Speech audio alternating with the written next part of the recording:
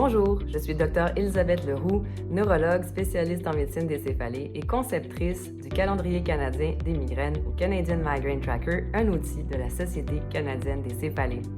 Nous espérons que cette application, simple et pratique, vous aidera à prendre les bonnes décisions pour mieux gérer vos migraines et trouver du soulagement. Laissez-moi vous guider afin que vous puissiez utiliser l'app à son plein potentiel. Comment modifier votre profil? Cliquez sur l'icône « Profil » en bas à droite de l'écran. Allez maintenant dans les paramètres de l'application en cliquant sur la roue dentée en haut à droite. Vous n'aurez pas besoin d'aller très souvent sur l'icône de la roue dentée, mais il est bon de savoir ce qu'elle contient. Ici, vous pouvez changer votre mot de passe, choisir la langue anglaise ou française, signaler un problème, lire les conditions d'utilisation, modifier votre profil, fournir un numéro de fax ou supprimer votre compte. Cliquez sur la flèche en haut à gauche pour revenir au profil. Si vous cliquez sur « Déconnexion », vous quitterez votre compte et devrez vous reconnecter à l'application avec votre identifiant et votre mot de passe. Maintenant, cliquez sur le bouton « Suivi de ». Le sélecteur vous permet de choisir les éléments que vous souhaitez suivre pour chaque crise enregistrée. La sévérité de la migraine est définie par défaut. N'oubliez pas que l'application utilise une approche 0, 1, 2, 3 basée sur l'impact de vos symptômes sur votre capacité à fonctionner pendant la journée. 0 est une journée sans maux de tête. 1 signifie un impact léger. 2, un impact modéré. Vous êtes ralenti, mais toujours capable de faire des choses.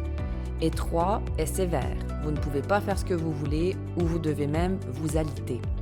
Ensuite, vous choisissez ce que vous souhaitez enregistrer pour chaque crise.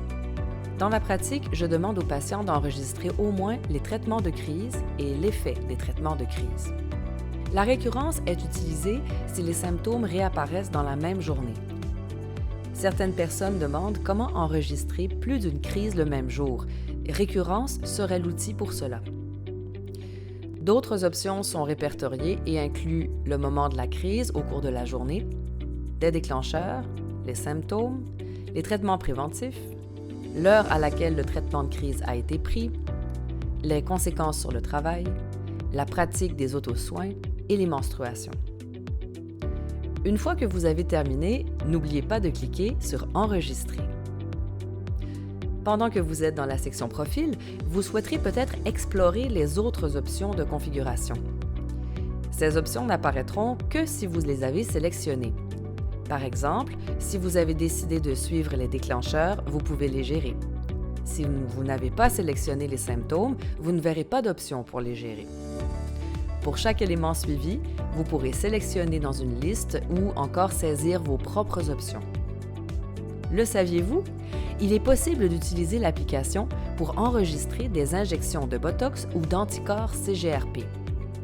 Veuillez noter que cette fonction n'est disponible que si le Botox ou un anticorps CGRP est présent dans votre profil. Cliquez maintenant sur « À propos » si vous êtes curieux de connaître nos sponsors et partenaires.